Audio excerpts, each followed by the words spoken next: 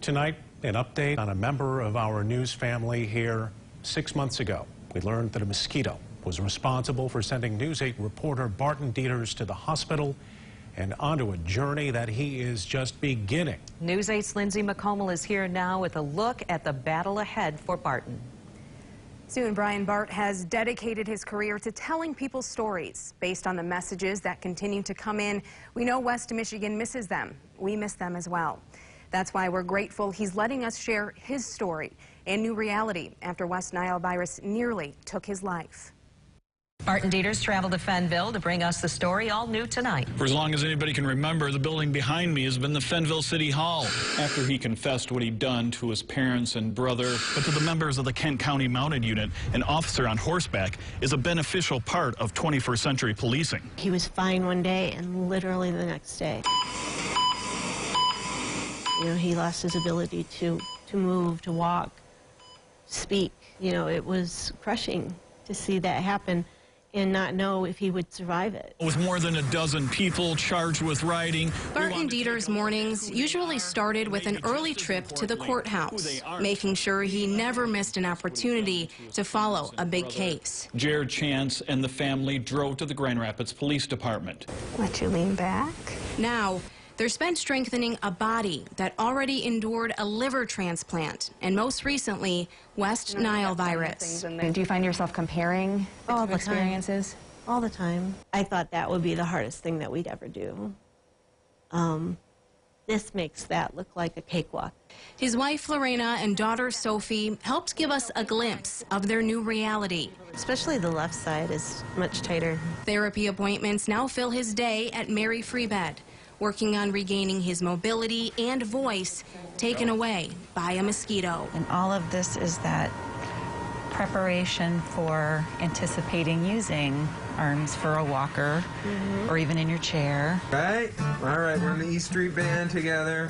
His favorite therapy is music. One more time! 10th Avenue freeze out. She heard it. And of course, visits from Vandy.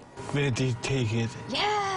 Good job! To fully grasp the progress he's made so far, you have to understand how dire Bart's situation was. Tracheotomy, a ventilator, transfers from Grand Rapids to Ann Arbor to Plainwell, then back to Grand Rapids. The expectations were that he wouldn't really be able to move at all or talk at all, and he's doing that. Okay. It's difficult, and he's got a long way to go, but he's doing it. He's like my favorite human. He's like my person, so I want to make sure he gets better. His family there by his side to help motivate him to overcome those expectations. I mean, it hurts my heart. It hurts, He's my dad, and he's supposed to be taking care of me. I hate the thought that, he won't be able to walk me down the aisle someday or something, I just want to see him get better. I'm sorry. Okay. Is that a goal that you set? Yeah. Yeah, I like that. The outpouring of support from West Michigan also keeps him going. Messages, emails, cards. I had no idea that people had that much empathy for him and wanted to be a part of his recovery. And I just hope that those people continue to lift us up and give us the strength that we need to keep going. All pulling for the journalist, known for pairing his suits with Converse sneakers. He's been wearing different ones in rehab. They're more practical for the journey he's now on. Everybody's new normal has been different these days, and I think we're just dealing with a different new normal than everybody else is right now. You can relax your head. Before this uphill climb, you could always rely on Bart for some unconventional approaches to stories. You're going to be seeing more of the horses and the officers who ride them as they're making more of a presence downtown. Gerrymandering, a topic that harkens back to yawn-inducing high school civics classes, but has a real impact on our democracy. Now, if you have to ask why louder, smaller, and darker seems better, you probably just have to accept that you've gotten old. Thankfully, that signature sense of humor is still there. He'll raise his eyebrows and snicker, smile. He just has a lot of reaction still.